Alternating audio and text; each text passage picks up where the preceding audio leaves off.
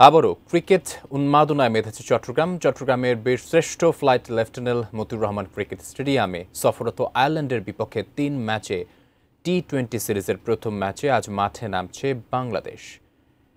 বীরশ্রেষ্ঠ মতিউর রহমান স্টেডিয়াম থেকে বিস্তারিত জানাতে যুক্ত হচ্ছেন সহকর্মী মনিরুল ইসলাম পারভেজ, আজকের ম্যাচ প্রসঙ্গে আপনার কাছে কি তথ্য আছে? কেমন দেখছেন আজকে মাঠের খবর এবং দর্শক যারা আসছেন তাদের মধ্যে উৎসাহ উদ্দীপনা কেমন? বিস্তারিত জানাবেন। ধন্যবাদ আকাশ। এই যে ৩ ম্যাচের যে টি-20 সিরিজ সেটিকে কেন্দ্র করে আমরা দেখেছি প্রচুর দর্শক এখানে সমাগম হচ্ছে। তবে চট্টগ্রামে দুটি সিরিজ খেলার উদ্দেশ্য হচ্ছে বাংলাদেশ যেহেতু বিশ্বকাপে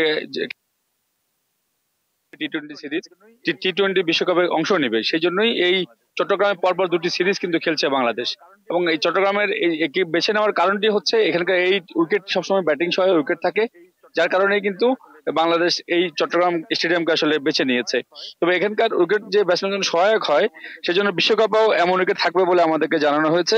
যার কারণে লিটন বলছেন যে একটি কঠিন চ্যালেঞ্জ নিতেই বাংলাদেশ বিশ্বকাপের আগে এই দুটি সিরিজ কিন্তু খেলছে। তবে শীতের শুরুর সময়টা শেষের কারণে তাও আবার ডিউ ফ্যাক্টর হতে পারে বলে মনে করছেন কিন্তু লিটন।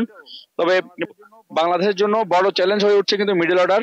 গত কয়েকটি সিরিজে ম্যাচের যে ওভারগুলো ব্যাটসম্যানরা আশানুরূপ কিন্তু ফল করতে পারেনি, যে কারণে শামীমকে বাদ দিয়ে যে মাহিদুল ইসলামকে কিন্তু নেওয়া হয়েছে।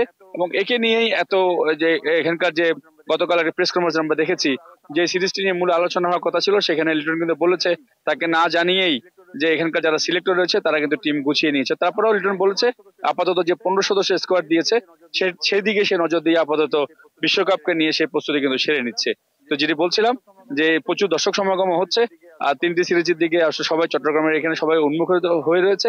তো বাংলাদেশের মূল খেলার লক্ষ্য হচ্ছে চট্টগ্রামে, যেহেতু বিশ্বকাপে ব্যাটিং সহ উইকেট থাকে, সেজন্য চট্টগ্রামের এই উইকেটটি কিন্তু বাংলাদেশ বেছে নিয়েছে। আকাশ।